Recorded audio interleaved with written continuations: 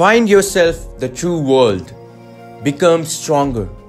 No matter how long may it take, I will wait for you in my strongest state. Surpass the sword. Surpass me. These words delivered by Dracula Mihawk sparked the real journey of Roronoa Zoro. Not as a pirate, but as a true swordsman who had promised to his captain that he would never lose again. The specific reason I brought this dialogue of Mihawk was to highlight one special remark here, that being Mihawk saying Zoro to surpass his sword. These exact words hold a very heavy meaning behind, insinuating the true desire of the ultimate swordsman is to surpass the way of the blade, and when challenged, the advice given to the challenger is to go beyond the scales and strength of his blade. While we are talking about the true desires of a true swordsman, let's first highlight one of the biggest things. Dracula Mihawk achieving the title of the world's strongest swordsman. The biggest dream a true swordsman can have. One of the greatest things that makes One Piece special is its amazing world building and the importance it holds. And the top characters who are the most famous and have gained certain status in the world represents how the world operates, and out of them, one of the big figure is Dracula Mihawk.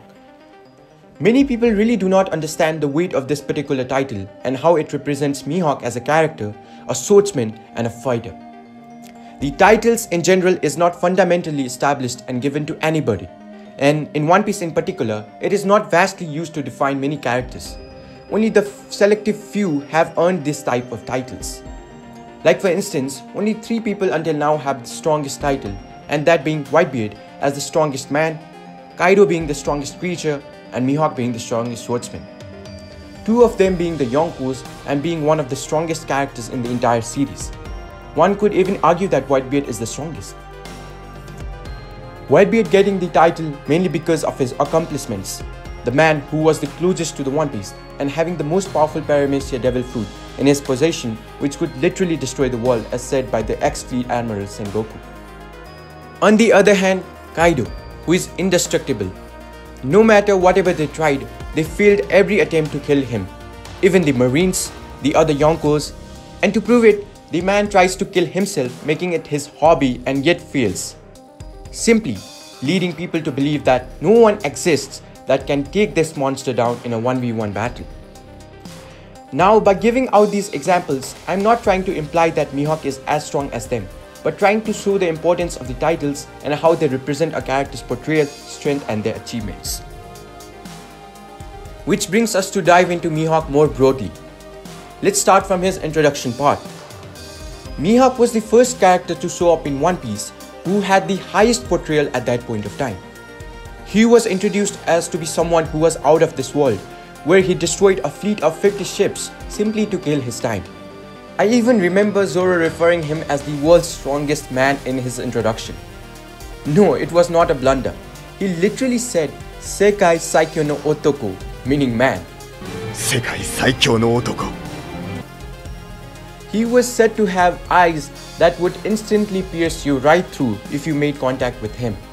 Even the brightest and amazingly skilled fighters would be left in complete fear when they see those set of piercing eyes, leading to his epithet Hawkeye Mihawk. Honestly, at that stage of One Piece, it was a game-changing revelation. The portrayal was insanely built up to be top tier. Now let's quickly go through his feats. The first one, sinking a fleet of 50 ships casually, as I mentioned before. Next, fighting against Zoro with a small knife, making him realize what he's getting into. And coming to Marineford, using a normal /2 to attack Whitebeard, which had amazing attack potency as it traveled a great distance disastrously towards him. Like you could tell that Mihawk was pretty far away from Whitebeard. And finally, the attempt on attacking Luffy, which rather resulted in cutting down a mountain-sized ice of tsunami unintentionally. These feats were truly impressive considering the pre-time skip power system. While on the talk of his feats, I want to highlight his personality here, which people always misunderstand. I will be clearing the main misunderstandings that people have in more details, but first about his personality. Mihawk is someone who always tests his opponents. No matter who it is, he wants to savor the skills of a true swordsman who challenges him. We can also see that against Zoro, who was no match for him, but still he accepted his challenge and tasted Zoro's swordsmanship and how sincere he was with it. It is also supported by the fact that he once went on challenging every different foe just to become stronger and stronger. Let's dive into his portrayal more deeply.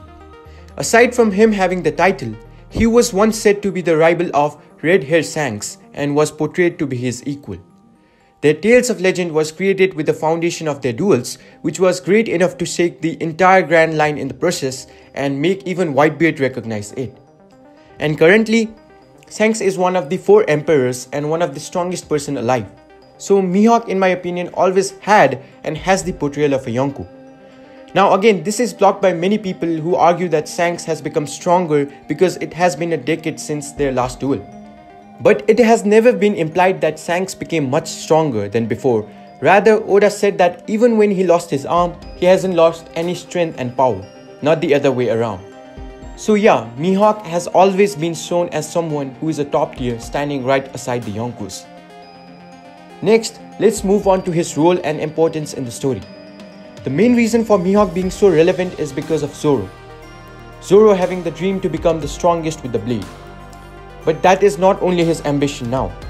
The one he holds utmost is to see Luffy becoming the Pirate King, meaning he is someone who's going to be right behind Luffy, just like Rayleigh was to Roger. So Zoro himself has to be a top tier like the Yonkos. Therefore, it is important and necessary for Mihawk to remain a top tier for Zoro to accomplish his goal and the role moving forward.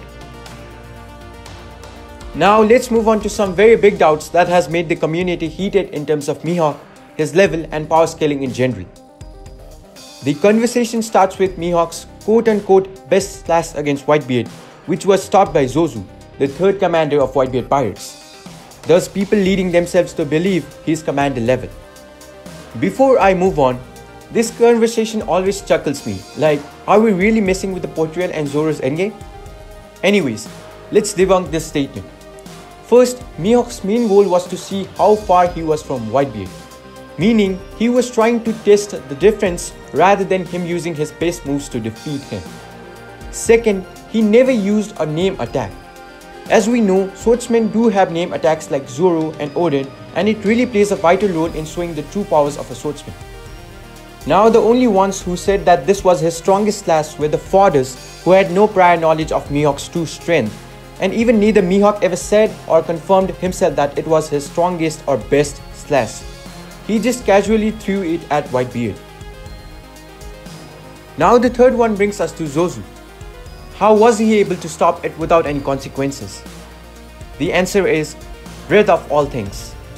Swordsman cuts what he desires to cut, meaning if he wants to cut steel, he can cut it, and if he doesn't want to cut, he can't even cut a thin piece of paper. And because of this, Zozu was a perfect counter for Mihawk's slash, as it was directed and meant to Whitebeard. But because Zozu can turn himself in diamonds, he was able to counter it with relative ease. The best example to support this is Dashbones.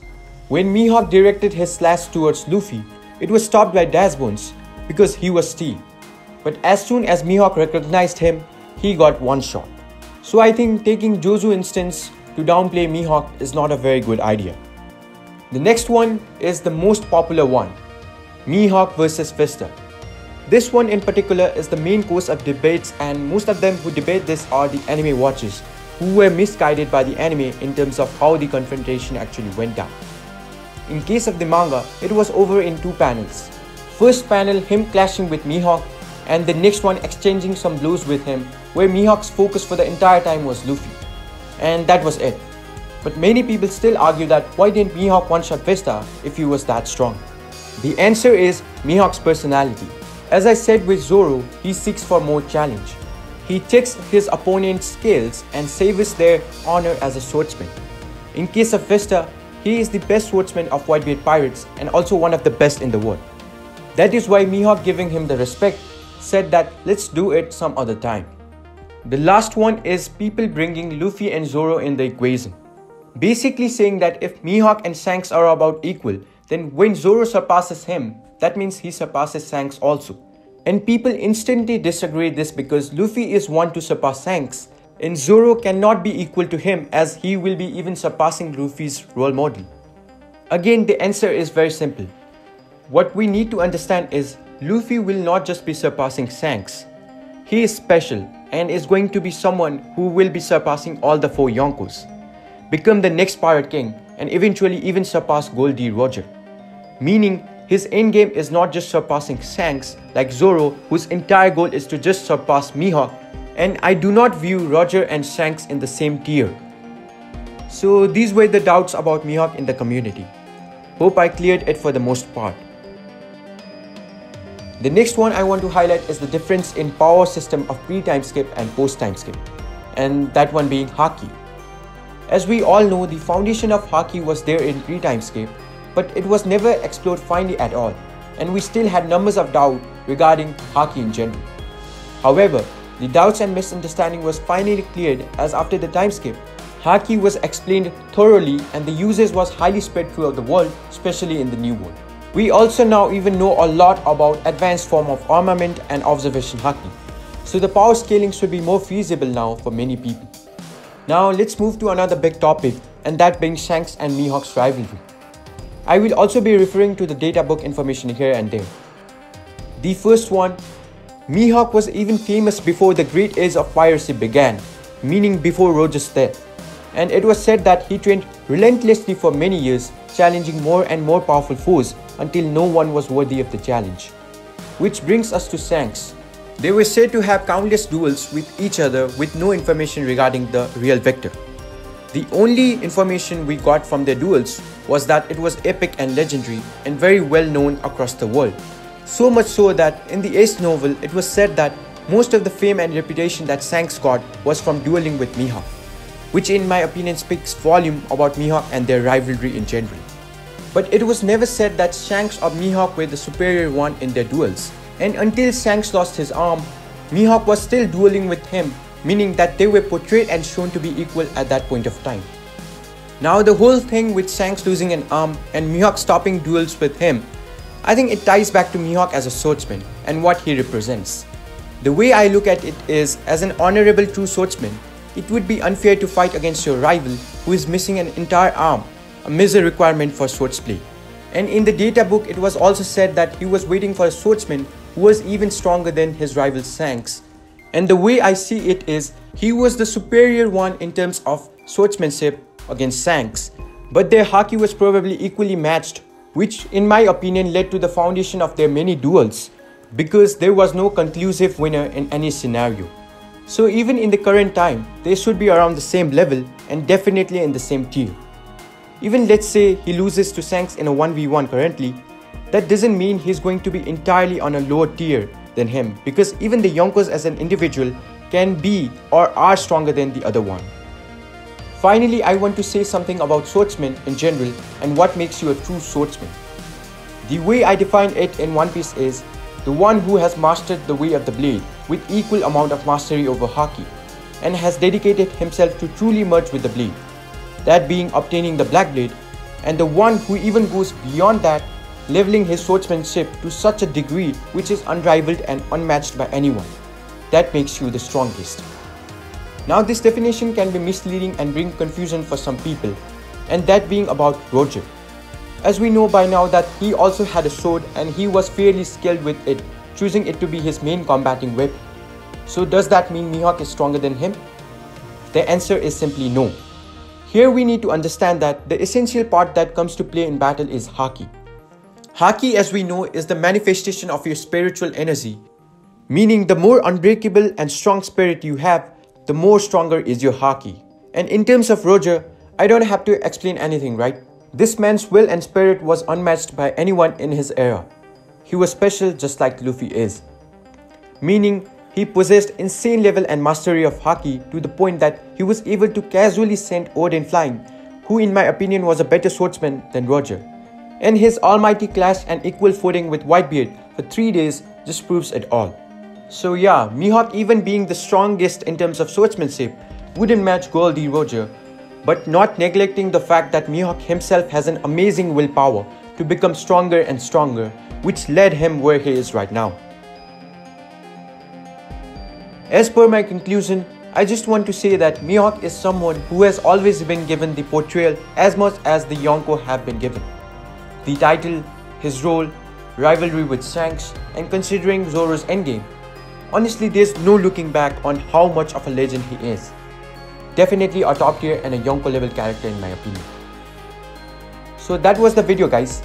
Let me know, did this help you change your opinion on Mihawk? Or still, where does he stack in terms of power level compared to the Yonkos and the Admirals in your opinion? Do let me know it in the comments, and if you do agree with this video, then do hit the like button and subscribe for future content. Thank you.